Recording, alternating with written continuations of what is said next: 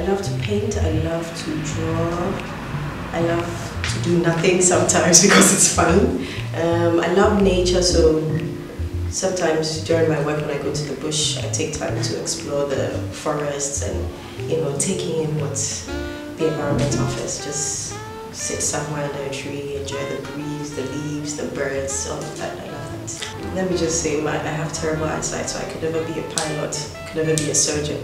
And those are the two that interested me when I was younger, but that's just by the way. It's about who you are. I believe life is all about discovering who you are, and as you grow, you're exposed to all these kinds of jobs, these kinds of passions that other people have. You may not necessarily have that. And in discovering yourself, you need to, we say sankofa yechi. I did that. I love to paint, I love to draw. And going back to that is what I'm doing now. And it's in connection with carpentry because in as much as I'm an artist, I like to create stuff, and carpentry is the tool for me to create my imaginations, my fantasies, if I should call them that way.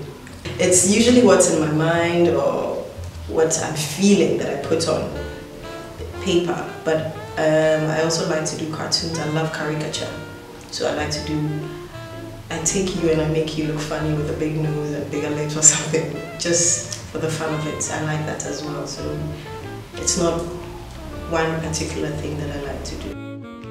I'm running a business now, which is Tekura, that my mother started. So in finding myself, I found out I could come join her as an intern and do the running around, run the errands and get things done for her.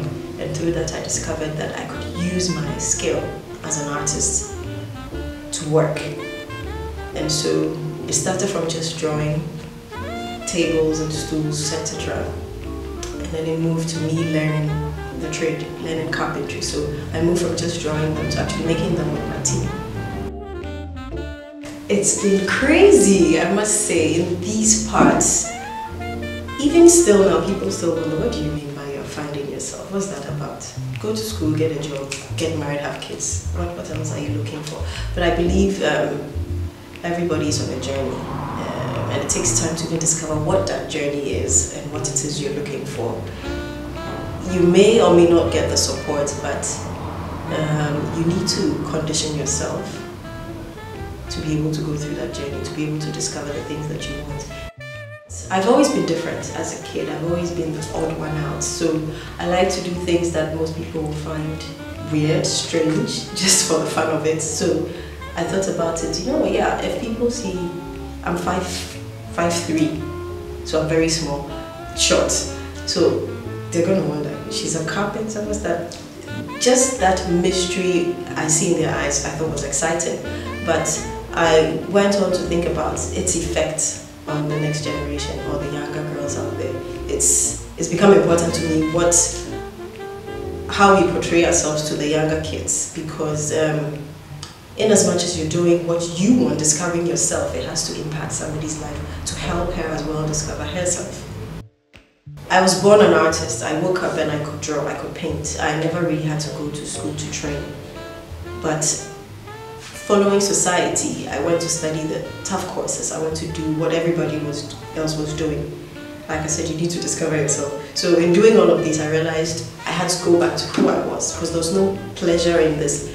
I remember right at my national service, I was at a crossroads. I was like, what's it going to be? Should I find a desk job and get a monthly salary, or should I just dive into the ocean, with no gas and see how that goes, where that takes me. Being typical me, I'll dive, so that's what I've done. And so far, it's not so bad.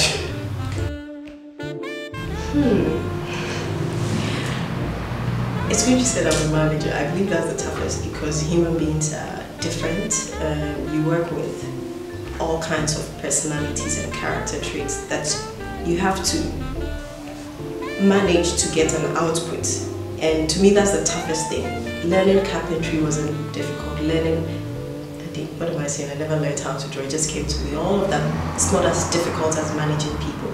If you're able to get people to buy into your vision and do the work to get the outputs and satisfy your customers, That's the toughest thing. So if you're able to do that, then you're on the right path.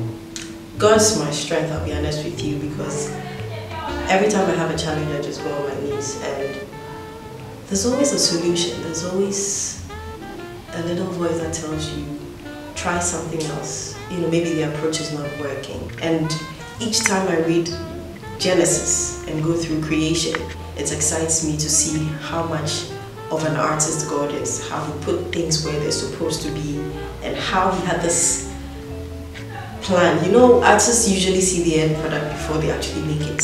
And so God inspires me. If I just look at everybody else, I'm like, wow, He thought of you and your cool looking afro and your eyes and your lips, you know, to put everything right there. Also the environment. I love nature. I love trees and plants. I don't like mosquitoes, but I love the fresh air. And that's kind of opens my mind. I can sit outside and just stare at the clouds and I get ideas. The first thing I'd say is you need to let yourself go. I know we're raised in a box, especially women, especially girls. You're not supposed to sit and open your legs. You're not supposed to do this, that's so many restrictions. But you need to let yourself go. Letting yourself go will help you identify the skill sets that you have. Another thing is you need to have self-discipline. It takes a lot. I have to wake up at dawn and study. I don't have any exam, but I have to go online and learn about woodwork and types of wood and which one works with this and that. You have to push yourself and you need discipline to be able to do that. Sometimes human beings we're made to self-distract. We like to do the things that don't help us, and so you have to push yourself. Have faith. Whatever you choose to believe in, you need to believe in it and hold on to it, because being an entrepreneur, being a woman, being an artist are not easy things at all. It's a beautiful love story.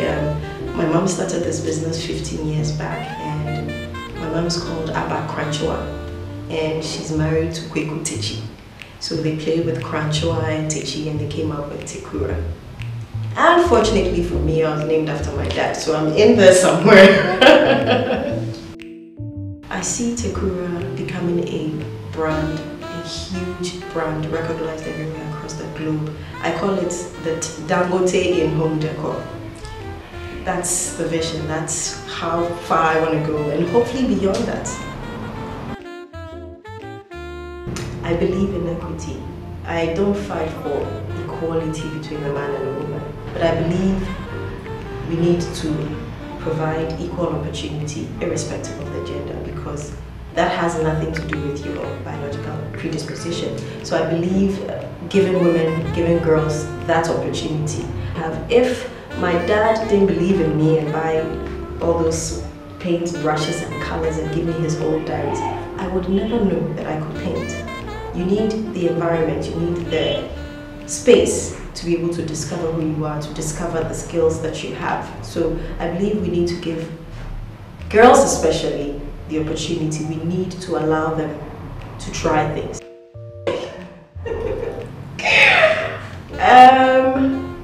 Probably jeans, because I'm as petite as my grandma, and I did a lot of sports in university and secondary school.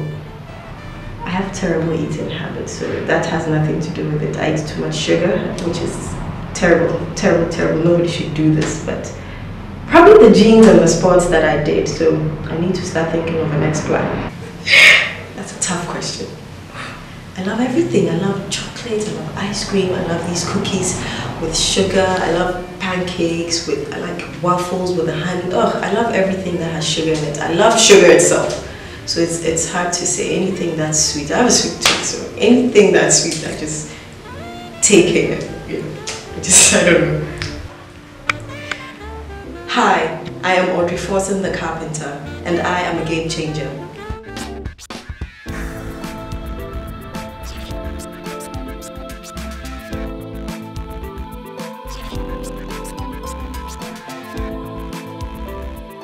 Hobbies.